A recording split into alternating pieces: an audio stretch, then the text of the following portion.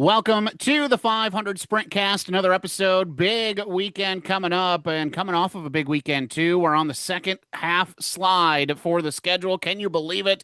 So much to talk about. Great interview coming up as well with Kody Swanson. I'm Zach Heiser. Ashton Smyth joins us. Hello, Ashton. How's it going? Going great. Just got home from a long swing with the World of Outlaw late models, and I'm excited to be back talking sprint cars. Yeah, I love the cameo that the World of Outlaws Czech is making in tonight's show. Yeah, yeah. I didn't even realize until about 5 minutes ago, That's so great. Yeah, it's no, okay. no big deal. All right, so Right. let's break down what's happening in the world of the 500 Sprintcast and the Kenyon Midgets. Big show coming up at Salem Speedway. We'll talk about that in just a few moments. But first, the Tom Bigelow Showdown marked the return of the 500 Sprint Car Tour to Winchester Speedway for the first time. Well, as far as 500 Sprint Car Tour goes, for the first time. But Sprint Cars returning for the first time since 2019.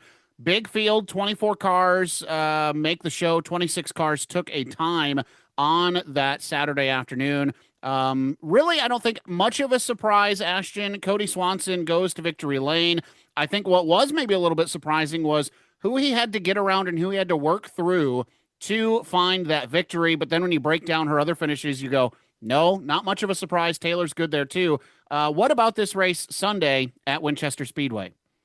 Yeah, I mean, it was so cool to see sprint cars back at Winchester. First off, I was so sad that I couldn't be there. I was up racing in North Dakota with the late models, and we had a great show. But Winchester's been one of those racetracks that I've had on my bucket list for so long. And when I saw the 500 Sprint Car Tour was going back there, I was like, oh my gosh, this is so cool. And it really did live up to exactly, those expectations. 26 cars, that's insane. 24 started the field. Kyle O'Gara, tough luck for him, and that's big shakeup in the points as well. His day was basically done before it even started. Tough to see that as well. But yeah, Kody Swanson picked up the win. Taylor Fern second, Dakota Armstrong third, and the top five kind of being what you think the top five is going to be. Tyler Rohrig fourth, and then Nathan Bird came out of nowhere. First top five with the 500 Sprint Car Tour, and it came at Winchester. We've talked about Nathan a lot on this show. He runs just about anything that there is to run in racing. And now it's starting, we're starting to see those results getting better and better. Nathan Bird's becoming, one of those contenders that we see up front more frequently. Yeah, and the rest of the field, by the way, let's just break this down. Ryan Newman, glad to see him running more sprint car races. Now that he's kind of back in the region, looking for some things to do. Bobby Santos, Tony Main, we talked with Tony in our last program. Great top 10 finish. I think he had trouble early in that race, too. So a good rebound to come home eighth. Jackson Masinko, decent point, stay in ninth, and Landon Butler rounding out the top 10. And then, yeah, you mentioned it, right? The field here. Davey Hamilton Jr. with problems led this race at one point. He finishes 14th. Matt Dimmitt, the rookie of the year contender, ends up finishing 19th. Colton Bettis, 20th. Brian Tyler, as we talked in our last show, coming out of retirement to run this weekend, finishes 22nd. Winchester spit some guys out, right? Chewed them up and spit them out just like we thought it might. Yeah, and we just talked about the results of Winchester, but I wanted to look at the point standings Yeah, please. because we talked last week. The top five going into Winchester was only separated by 22 points. So that's huge when you have five guys who are putting up consistent results. Well, now it's not exactly the same. Dakota Armstrong still leading points with 594, but in second is Tyler Rohrig at 577, and Tyler Rohrig will not be in attendance at Salem this weekend. Moving down the list, Bobby Santos was in third, 572. Jackson Masinko fallen back to fourth with 551, 40 points out of first place. Kody Swanson now in fifth, 522. But then you continue down this list. Sixth, Taylor Ferns. Seventh, Tony Main, seventh overall in the points right now. That run at Winchester definitely helped him a ton. And then rookie of the year, contender Matt Dimmitt in eighth. Landon Butler, also rookie of the year contender in ninth, and then rounding out the top 10, Justin Harper. And you mentioned two rookie of the year contenders, Matt Dimmitt and Landon Butler. Look at their points. They are separated by, let me follow the lines here, 0 Thir- points. They're tied. Yeah, I Zero didn't even. points. Wow, I didn't even realize that as I'm, going down this list right now. Holy cow. And even, outside of that, Brady Allen also in the battle for the points right now. He's only 15 15. points back. Wow. So, wow. Okay, keep your eye on the Rookie of the Year standings right now, especially going into Salem. Wow, that's insane. Well, there's going to be a shakeup at the top. All right. Okay. So Dakota Armstrong right now has a minimum 22-point advantage over whoever for the championship battle. Bobby Santos and Jackson Masenko, pretty tight, less than 20 points between those two. Kody Swanson right there. If he has a good day at Salem and some things go his way, we head to Michigan with a really flip of a coin as to who's going to lead the points when we leave the state. Yeah, Kody Swanson, and we'll talk to him in just a little bit, but Kody Swanson's one of those guys that if something doesn't break, he's going to be in the top five. Mhm. And you can almost entirely, I would be confident in betting on that any given week. Obviously, bad luck at Toledo that put him back in the points, but he got his first win with the 33 car, and I don't think this will be the last time that we see Kody Swanson visit Victory Lane, especially now they're rolling into Salem Speedway, a track that his car owner, Nick Bohannon, owns and runs Salem Speedway. Kody has a great amount of laps around Salem Speedway, always very, very good when we go here. And then going into the Michigan swing as well. And we still talk about that curveball. Owaso's on the schedule. I can't. That's going to be a big Ask Cody one. about that, right? We've talked to Kyle and we've asked some of these guys what is Owasso going to be like, and we'll see what Cody has to say about that. Let's shift our attention now to Salem Speedway for this coming weekend. Let's start with the Kenyon Midget Series. They'll be in action as well. I believe Ashton they'll run the smaller track on the Mhm. inside, and then the 500 Sprint Car Tour will run the big track on the outside. You want to talk about a tight championship points battle right now? Dameron Taylor and Isaac Johnson, two friends of the program, separated by 6 points right now in the championship points battle, and Evan Hammond right there as well. This is coming right down to the wire. They've got a few more events left than the 500 Sprint Car Tour with a couple of stops at the Speedrome before wrapping things up at Anderson. This is going to be a fun one to watch down the stretch. Yeah, and Dameron Taylor's one of those guys that you can count to visit victory lane, but Isaac Johnson more than anything has just been so consistent this season. And we saw last year with Kody Swanson, sometimes consistency is more important than putting up the wins every single week. Kody Swanson only having one win last year and still taking home the championship.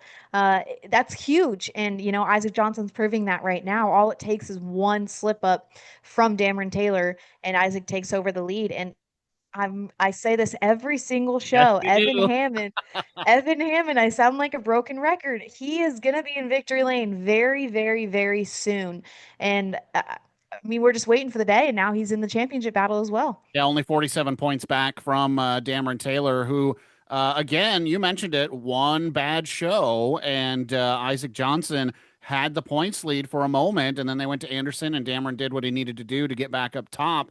The good thing for Dameron is no more dirt races on the schedule for the Yeah. rest of the rip.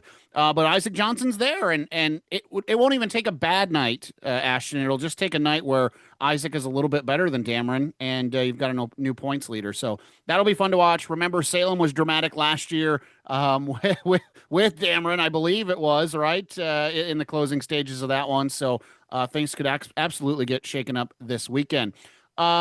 I yield to you, as I like to say. 500 Sprint Car Tour returning to Salem. This was a historic event last year for Taylor Ferns. What do we expect this time around?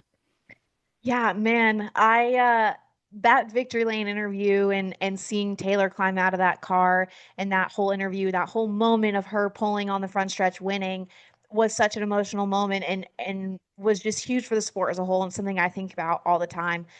First female winner of the Joe James Pat O'Connor Memorial in almost 70 years. How cool is that? First female winner with the 500 Sprint Car Tour as well.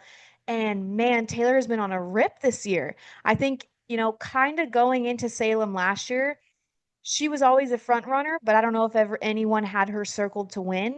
This year, everyone has her circled to win. I mean, just coming off of a second place run at Winchester Speedway, Salem. Well, yes, they're similar in high banks. They're also very different in the unique characteristics that they have. But man, she knows Salem Speedway. She's always fast every single time she gets there. But I think the biggest thing that is going to make a huge difference, especially at Salem, how important that redraw is.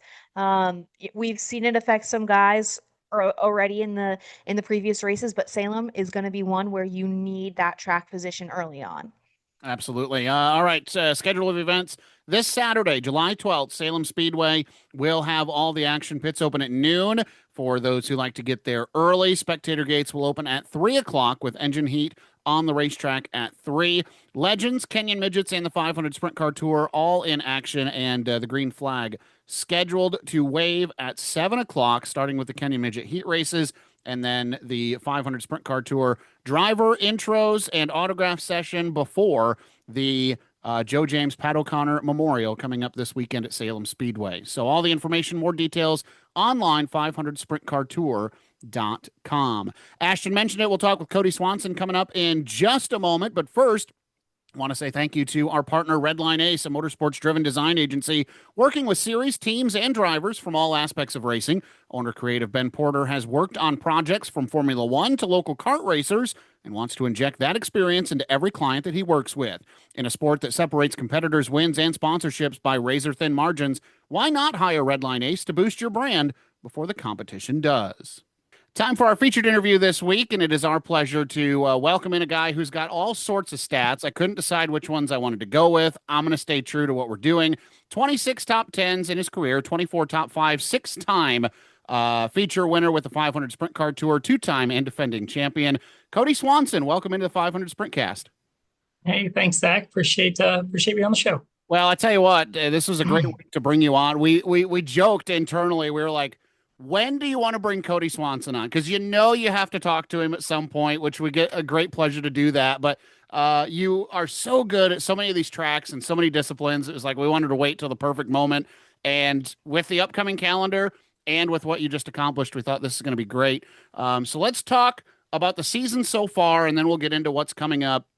Big weekend for you at Winchester, coming off of that USAC Silver Crown car and the 500 Sprint Car Tour in the same weekend. First and foremost, let's talk about sprint cars back at Winchester. You have a lot of experience there in a lot of different disciplines. What was it like to get back to the shorter wheelbase around that racetrack on Sunday afternoon?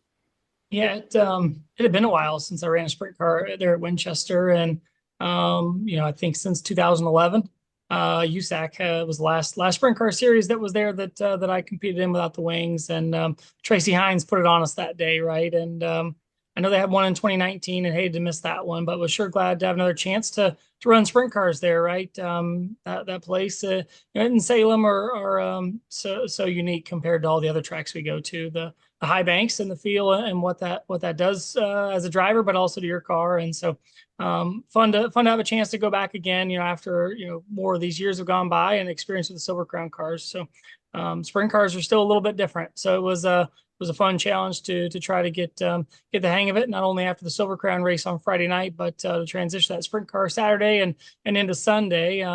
Just what it needs, right? Felt like was a little bit behind some really fast cars there, in qualifying, but hopefully had a good race car, and obviously there's in any race a few things have to go your way, and fortunately we had a couple instances we had some good luck, and happy to get a win there either way. Qualified fourth, as you mentioned, and then obviously went on to get the win. Taylor Ferns, Dakota Armstrong, Tyler Rohrig, and Nathan Bird round out the top 5.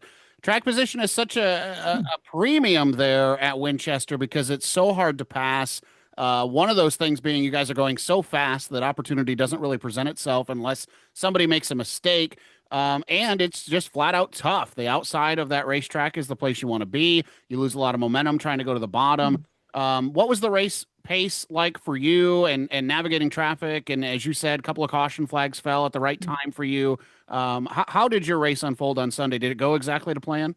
Yeah, not necessarily. I mean, the fun part about the 500 Sprint Car Tour, right, is we do that redraw, and that shakes things up even from a traditional invert, but that kind of mixes up the lineup, right? So we drew the 5, and that puts you in the third row, which can be tough from there. But I knew I was starting 5th and Bobby Santos starting 6th, and knew both had good cars, but so did everybody in front of us. So from there, it was just trying to capitalize on opportunities. Like you said, I feel like once you're strung out, you're just going so fast, and you're at the limit of what your car can do, that it's hard to go to another lane and be able to pass somebody else who's essentially the same speed as you. So try to take advantage of a good start, and got a couple cars there and got into fourth, and was able to get by Dakota Armstrong there pretty early, and from there, Davey Hamilton Jr.'s leading, and Taylor's running second, and trying to figure out kind of what my car is doing. By now, it's kind of settled in, and try to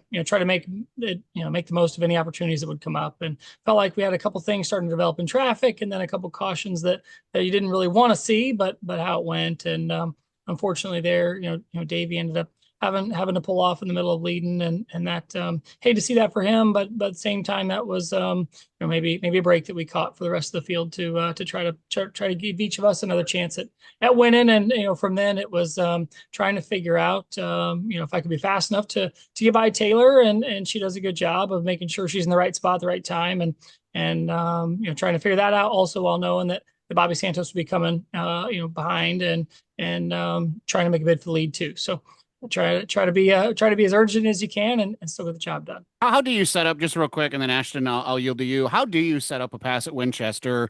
I know I've talked to a lot of guys who run Temple late model cars around that place, and I imagine it's a little bit different with the 500 Sprint Car Tour, all the power, all the grip that you have. How do you set something up, and where's the sweet spot for Kody Swanson around that place? I feel like so many passes are made there off of turn 2 down the backstretch to the bottom of turn 3, and that's something I would have loved to be able to do, but it seems like everybody knows that's the spot, so they're really well protected in that area, and so it's hard for me to get a run there. I'll say this weekend was different, right? With the Silver Crown, I've been fortunate to start on the pole, and haven't had to race so much car to car as we did coming from 5th in the sprint car race. So trying to figure out where that timing, that rhythm is, right. And I learned something watching Brian Tyler in the highlights there. He was able to move all the way to the top of 3 and 4, and in a line that Winchester hasn't really had in a while. I feel like even the late miles have moved kind of down the hill just a little bit, and as sprint cars continue to move lower with the lighter weight, they can afford that, and it kind of opened up a new lane. So just tried to make sure to get the rhythm and the timing right to get there, to make sure that we were fully alongside off of 4, and then it's a drag race to 1, and try to be the first one to the top of the hill and complete the pass. So it's definitely a tricky place, right? There's no easy feeling going around there by yourself, let alone wheel to wheel next to somebody. But when it's on the line, time to try to win the race, you gotta figure it out one way or another. Picking up the win with USAC Silver Crown and then backing that up with the 500 Sprint Car Tour. You run not only USAC Silver Crown, sometimes we see you in a midget, sometimes we see you in the sprint car, sometimes we see you in a wing sprint car. How hard is it to jump back and forth between all those different disciplines in racing and still be consistently at the top like you are?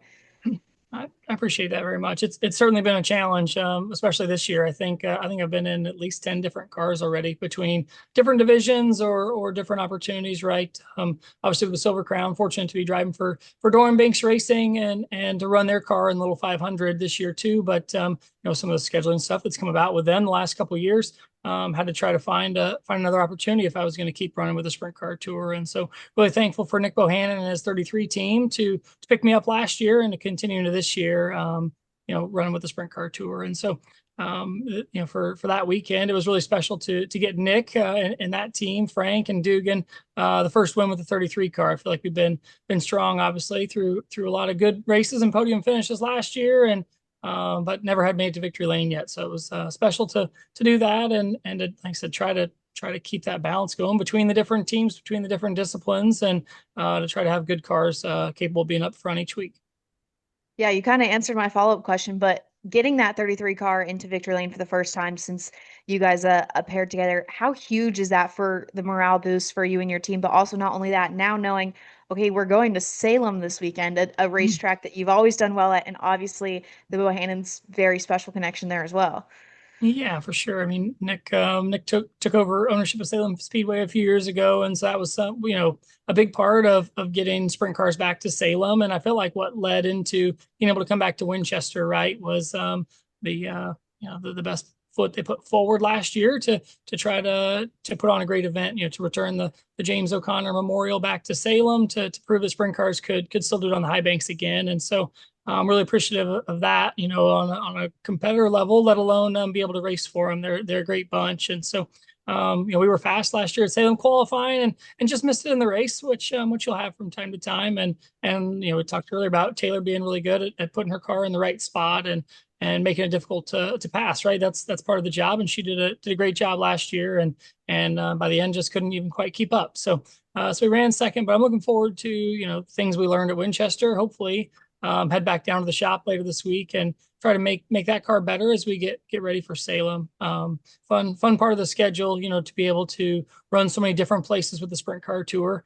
Some big, some little, some high grip, and some not. And these are two of my favorite events on the schedule. I like that Salem too. These are two tracks. If people don't really know, they'll go, okay, Salem, Indiana, Winchester, Indiana, high banked, half mile, probably a similar show. Couldn't be any further from the truth. Talk about how different these tracks race from what you just did at Winchester to what you'll have to do this weekend at Salem. Yeah, I mean, I remember, moving back here and hearing that Salem and Winchester and the old Dayton Speedway were kind of the only three that were that way. And as similar as they are, like you said, Zach, there's some unique differences to them. And Winchester, seems to have that speed and that G-force and that load that you build on both ends of the racetrack and kind of the way you run the racetrack and the line and how it's shaped. It seems really similar on both ends, where Salem, I feel like is so different, turns 1 and 2 versus turns 3 and 4. And not only the condition of the pavement, 3 and 4 was, repaved more recently than 1 and 2, but Nick and his team have been doing a lot to smooth out some of those areas and repave the straightaways and a lot of those seams that have even opened up some new grooves. I'd say, we were there last year versus when I was there 5 or 6 years ago with the Silver Crown Series. So but I used to feel like, Winchester, you have to hold your breath on both ends because the place is so fast. And Salem turn 1 is just a little bit flatter to where you feel like you get to lift off the throttle a little bit more. And you kind of have to gather the car up a little different, which has its own unique challenges. But at least you get to take a breath there, I feel like. And then, you hurry, hustle down the backstretch and ride the roller coaster again through 3 and 4 right up next to the wall. So both are tricky places. Both have their own unique things that make your car good or they make you fast there. So fun to try to figure out those differences and then go ahead and race against each other for it. You mentioned the repave sections at Salem, and it's been a season or two since I've been down there, so I don't remember exactly what has been done, but I know that they had been doing it, like you said, the front stretch, a little bit of turn 1, maybe 3 and 4. How does that affect your race car? Is there more grip, less grip? We're talking a lot about that up here in Michigan, where Flat Rock and Owasso have recently been repaved, and nobody really knows how to get a hold of that racetrack. What's it like at Salem right now with them doing it in sections? I think it's helped not only just the condition of the track in general, but it has helped the racing, right? I felt like turns 1 and 2 had some really specific kind of signature bumps to it, right? And enough to where I would negotiate my entire line through that corner around them. And as Nick and them have improved that corner, that end, they smoothed out one of the seams. So now used to really kind of be tied to one section of the racetrack, one lane, where now you can move either up above it or move down below it. And they've taken a lot of those big bumps out of it to where your car can keep grip in more different places. And so I feel like that helps the racing there. It allows us to run a different line, especially exiting turn 2. And then, I think they got both straightaways completely redone to where just a lot smoother through those areas, and just helps your car, helps the racing, and I hope it helps us put on a good show on Saturday. I want to. Looking at. Oh, go ahead. Go ahead. You're going to ask the same exact question I'm going to. I can already tell. Nope.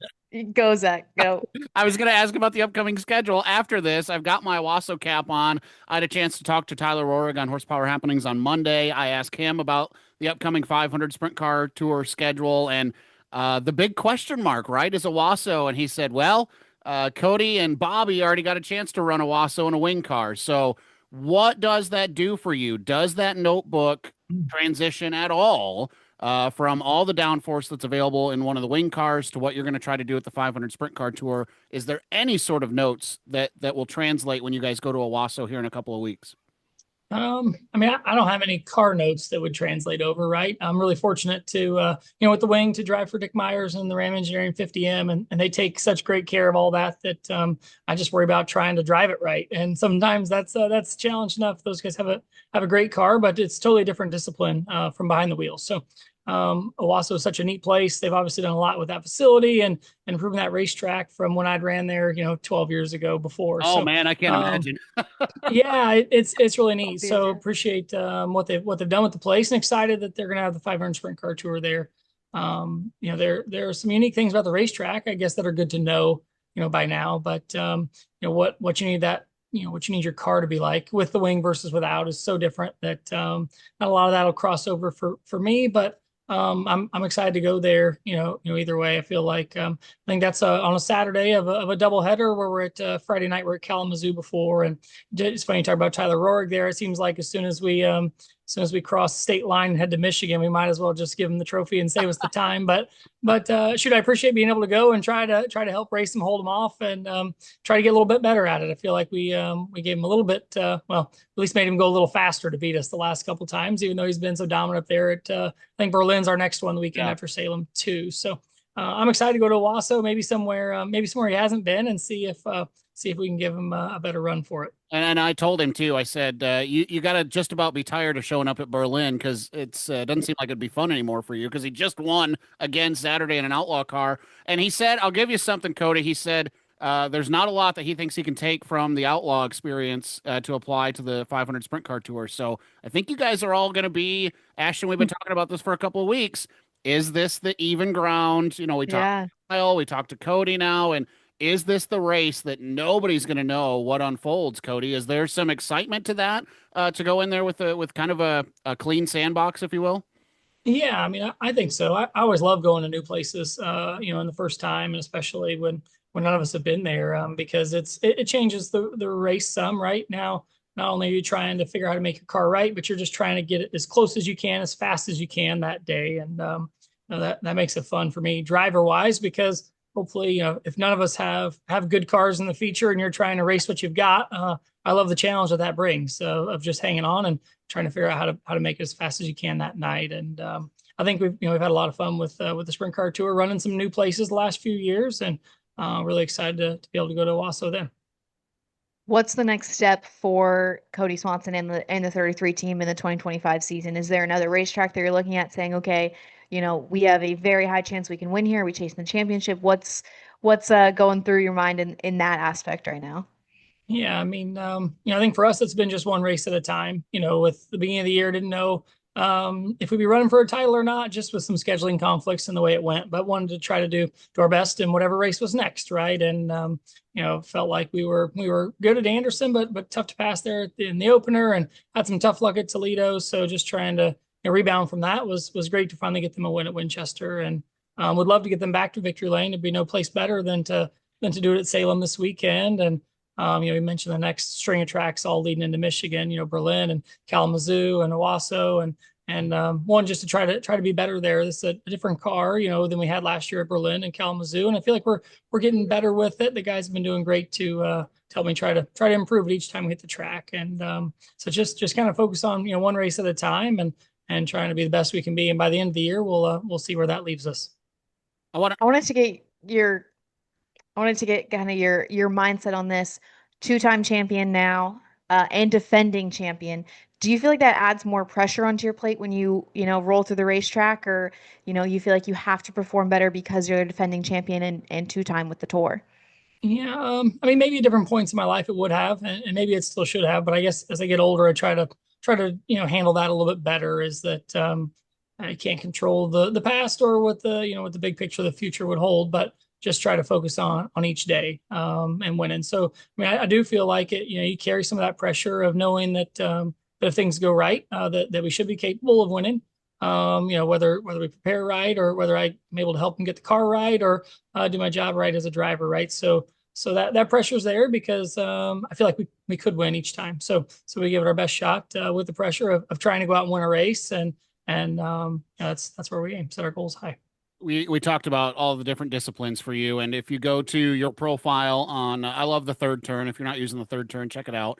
And you go ARCA. right? Template late models, SRX, Midwest Modifieds Tour, Indy Pro 200, stand up modifieds, right? The ISMA, of course, the 8 USAC Silver Crown Championships, which are a huge defining part of your career. Must see racing sprint cars all the way, right? Dirt, as Ashton mentioned, all stars.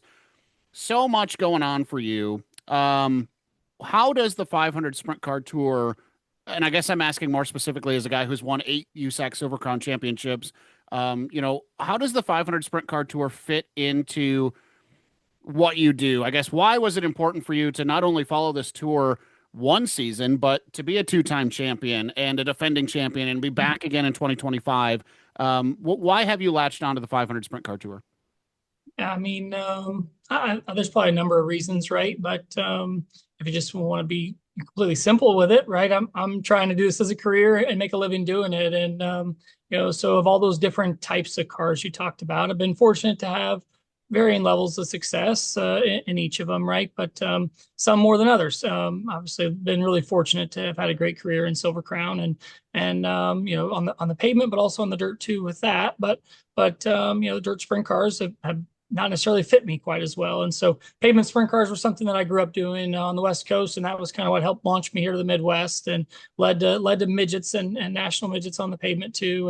And things like that, right? So when the 500 Tour came about and a chance to run pavement sprint cars more often, it just gave me a chance to run more of the races that I'm comfortable with, more of the races in types of cars that I like and that fit me well. And so that's been great, not only just for the joy of the job and getting to do it, but also for trying to make a career of it, right? So the little 500 has been a staple for us each year, as competitors, and so that just expanded on that, right? It gives us more chance to run these types of cars, more races, and like I said, to go to new tracks and new places that you'd love to go to anyway. So really have. Does running these cars more on this tour help you be better prepared to jump in the little 500? Because I know that was the whole idea, was to help promote the little five, but now you get more reps. I know the little five's early in the season, but you get more reps throughout the year. Does that help you be better prepared for when that rolls around in May? I think so. I think in some ways, in some, it might have hurt me a little bit, right? By the time we started doing it, I was one of the old guys. So I'd been in sprint cars a while to where if you were going to, start from scratch or without having any of that practice, I should be as trained as anybody to just jump in and go. And the more reps we get everybody else, the better they all seem to be Sure. getting and catching up or passing me by. So I got no complaints about that. I just love the chance to get to run them more. And that race is so unique. That week, I always feel like that week at Anderson is different than every other time we go there. Just the atmosphere, the track condition, and everything that goes with it. So I appreciate the chance to get to run these cars more, and I do think it makes it better for our series as a whole. Just to all of us get to race together more often leading into that week, and just hope we just keep putting on better shows all the time. Kody, we could chat with you for the rest of the night. You're such a professional and so good at these interviews. I appreciate it. But we're going to wrap it up. Thank you. Good luck this weekend at Salem. Hopefully things go well for you, and it's going to be exciting to watch this down the stretch. See if you can defend this championship. You got some work to do, but it's not over till it's over. So good luck. Yeah, thanks. Appreciate that. Thanks for having me on the show. Like I said, I know you never know what the end of the year will hold, but I appreciate each chance that I get to race, especially in the 500 Tour here with Nick Bohan's number 33. And this week we're gonna have a couple special events where we carry the mission colors on the car, and the first one this summer will be there at Salem. So hope to see everybody out at the Joe James Pat O'Connor Memorial there at Salem on Saturday night, and can't wait to meet you. Well, thanks to Kody for making time to be on the program tonight. And we've talked about it coming up this weekend, Saturday night, Salem Speedway. And Ashton, some news that we may have missed from earlier in the show. And this is big news coming up this weekend at Salem Speedway. Yeah, obviously we're used to seeing, the insane amount of competition with the 500 Sprint Car Tour, but this week, two other veteran drivers invading the 500 Sprint Car Tour. CJ Leary back behind a sprint car at Salem Speedway this weekend, working with Brad and Tara Armstrong, running for them. And also, two-time and defending Little 500 winner Jake Trainer will be running in the Klatt Beast Enterprises number 5 machine that we saw Kyle Hamilton running at the Little 500. And we were chatting with Kody right after, and he said, Silver Crown's going there in a few weeks. I wonder if this is some test and tunes or some notebook for Silver Crown Racing. So excited to see both of them back with the 500 Sprint Car Tour. And man, they're going to throw a wrench in things. Two very fast drivers back with the 500 Sprint Car Tour. Yeah, and again, that's coming up this Saturday, Salem Speedway. That is Saturday, July 12th. Don't miss the action. If you can't make the trip down to Southern Indiana to Salem Speedway, you can watch it all on Dirt Vision. Coming up after that, Saturday, July 19th, the 500 Sprint Car Tour will roll into Berlin Raceway, and we will have our next broadcast the Thursday after Berlin. So we'll see if anybody can hold Tyler Rohrig out of victory lane at Berlin Raceway, because, man, he is so good there. That'll be the storyline for sure. I think that wraps things up. We've got, again, a big weekend coming up this weekend. Catch it all on Dirt Vision. Thanks for tuning in, and be sure to follow Spotify, iTunes, Pandora, right? Amazon Music, YouTube, wherever you enjoy this podcast. Share it with your friends and let them know where you're getting your dose of sprint car information. For Ashton Smyth, I'm Zach Heiser. We'll talk to you next time on the 500 Sprintcast.